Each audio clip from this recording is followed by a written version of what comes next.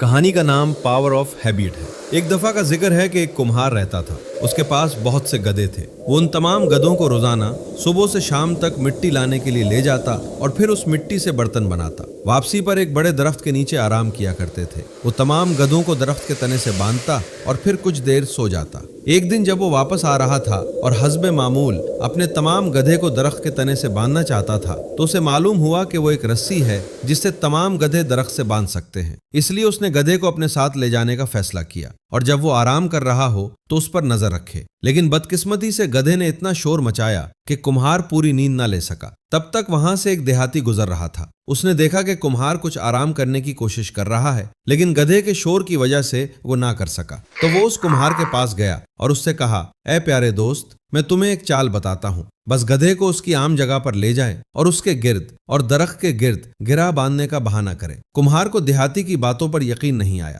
لیکن پھر اس نے اسے آزمانے کا سوچا۔ چنانچہ وہ گدھے کو تنے کے قریب لے گیا اور گدھے کے گلے اور درخت سے گرہ باندھنے کا بہانہ کیا۔ اسے معلوم ہوا کہ گدھا ہل نہیں رہا ہے، چنانچہ وہ واپس جا کر کچھ دیر سو گیا۔ تھوڑی دیر بعد وہ بیدار ہوا اور اپنے تمام گدھوں کو واپس اپنے گھر لے جانا چاہتا تھا۔ اس نے تمام گدھوں کو کھولا اور چلنے لگا۔ جب اس نے پیچھے مڑ کر دیکھا تو دیکھا کہ جس گدھے کو اس نے درخت سے باندھنے کا ڈرامہ کیا تھا وہ بالکل نہیں ہل رہا تھا۔ چنانچہ وہ گدھے کے پاس گیا اور اسے اس درخت سے ہٹانے کی کوشش کی لیکن وہ گدھا نہ ہلا۔ اتفاق سے جس دیہاتی نے یہ چال پہلے دی تھی وہ وہاں سے گزر رہا تھا۔ کمہار کی کشمکش دیکھ کر وہ اس کے پاس گیا اور کہنے لگا، اے میرے دوست، اب تم نے اسے باندھنے کا ڈرامہ کیا اور کام ہو گیا۔ اب تمہیں گدھے کو کھولنے کا بہانہ کرنا پڑے گا۔ اگر تم نے ایسا نہیں کیا تو وہ وہاں سے نہیں ہٹے گا۔ چنانچہ کمہار نے دوبارہ گدھے کو کھولنے کا بہانہ کیا اور اس نے جادو کی طرح کام کیا۔ وہ گدھا پھر اس کمہار کے ساتھ دوسرے تمام گدھوں کے ساتھ چلنے لگا۔ تو کہانی کا اخلاق یہ ہے کہ ہم سب عادتوں سے بندھے ہوئے ہیں، اس لیے اگر آپ اپنے اندر اچھی خوبیاں پیدا کرنا چاہتے ہیں